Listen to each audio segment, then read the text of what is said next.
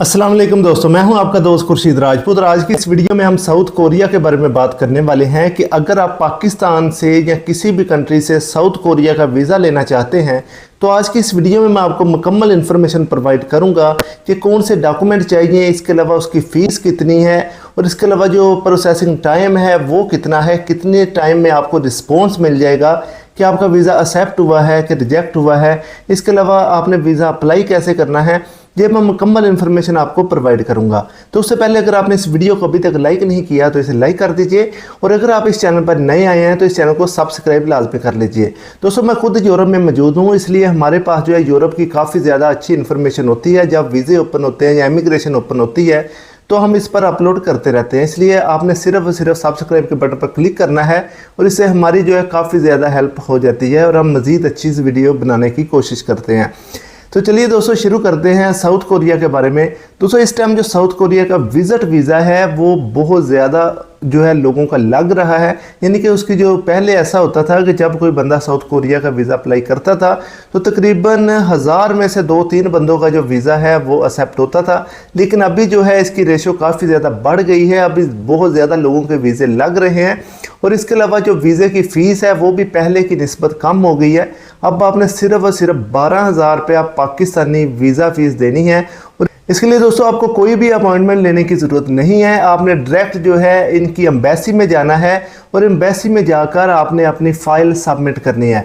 ये दोस्तों फ़ाइल में कौन कौन से डॉक्यूमेंट होने चाहिए, इसमें सबसे पहले दोस्तों आपका जो है पासपोर्ट होना चाहिए वैलिड, जो कि पासपोर्ट दोस्तों आपने ओरिजिनल बेशक साथ ले जाएं, आपने सिर्फ और सिर्फ उसकी फ़ोटो कापी करवानी है स्कैन करवा के, यानी कि जो दुकानदार है उसको आपने कहना है कि 600 dpi पर इसको रख के स्कैन कर दे, उसके आपने प्रिंट निकलवा लेने हैं। इसके अलावा आपने बैंक स्टेटमेंट लगानी है और कोशिश करनी है कि आपकी जो बैंक स्टेटमेंट है वो तकरीबन 3-4 माह जो लास्ट है उसमें काफ़ी ज़्यादा तगड़े हों, यानी कि आपकी जो अच्छी बैंक स्टेटमेंट बनी हो, यानी कि आपकी बेशक दोस्तों मंथली 10 से 12 लाख की हो, लेकिन हो ऐसी कि ओरिजिनल नज़र आए।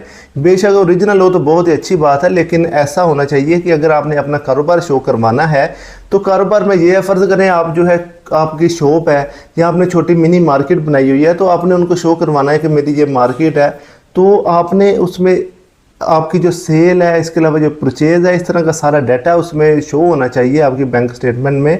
और इसके अलावा जो आप टैक्स रिटर्न है, यानी कि आपका टैक्स भी उसमें गया हो। अगर आप किसी भी मुल्क का वीज़ा लेना चाहते हैं तो सबसे पहले वो ये चीज़ नोटिस करते हैं कि ये जो बंदा है ये फाइलर है कि नहीं, ये टैक्स पे करता है कि नहीं।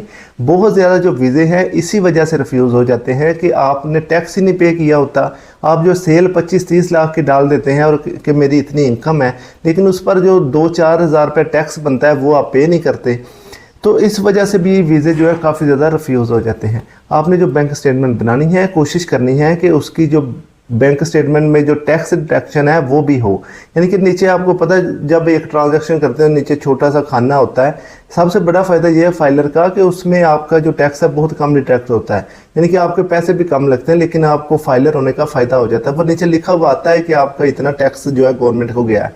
ये दोस्तों आपने स्टेटमेंट बनानी है। बेशक क्लोजिंग बैलेंस आपका जो है 10 लाख की हो वो चल जाएगा, लेकिन बैंक स्टेटमेंट अच्छी होनी चाहिए। अगर आप किसी कंपनी में काम करते हैं तो आपने वो स्लिप लगानी है कि आप जिस अकाउंट में पैसे रिसीव करते हैं, बेशक वो अलहदा ही अकाउंट हो। बाज़ कंपनीज ऐसी हैं जो कि बैंक ट्रांसफ़र करती हैं, तो आपने वो जो बैंक ट्रांसफ़र वाला अकाउंट है वो भी लगाना है जिसमें आपकी तनख्वाह आती है।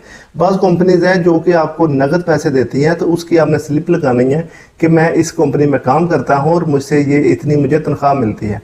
इनके आप अगर अच्छी तनख्वाह लेते हैं तो वीज़े के चांसेस काफ़ी ज़्यादा है। इसके अलावा दोस्तों आपको जो है तकरीबन 2 हफ्ते के अंदर अंदर आपको रिस्पॉन्स मिल जाएगा। मैक्सिमम दोस्तों 3 हफ्ते के अंदर आपको रिस्पॉन्स मिलेगा कि आपका वीज़ा एक्सेप्ट होना है कि रिजेक्ट होना है।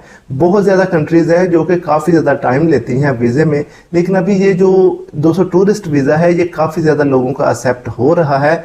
मैं भी पर्सनली काफ़ी लोगों को जानता हूँ जिन्होंने वीज़े अप्लाई किए हैं और बाज़ लोगों के जवाब बहुत तेज़ी के साथ आए हैं, यानी कि इनको रिस्पॉन्स मिला है कि आपका वीज़ा एक्सेप्ट हुआ है कि रिजेक्ट। अगर आपको कोई भी क्वेश्चन हो तो आप नीचे जो है कमेंट कर सकते हैं, हम उसका जवाब देंगे। इसके अलावा आपने नीचे कमेंट करके हमें बताना है कि आप किस कंट्री से, किस शहर से हमारी वीडियो देख रहे हैं। तो इंशाल्लाह दोस्तों मैं इस तरह अच्छी वीडियो के साथ हाज़िर होता रहूँगा। तब तक के लिए इजाज़त, अल्लाह हाफिज़। दुआ में याद रखिए, पाकिस्तान जिंदाबाद।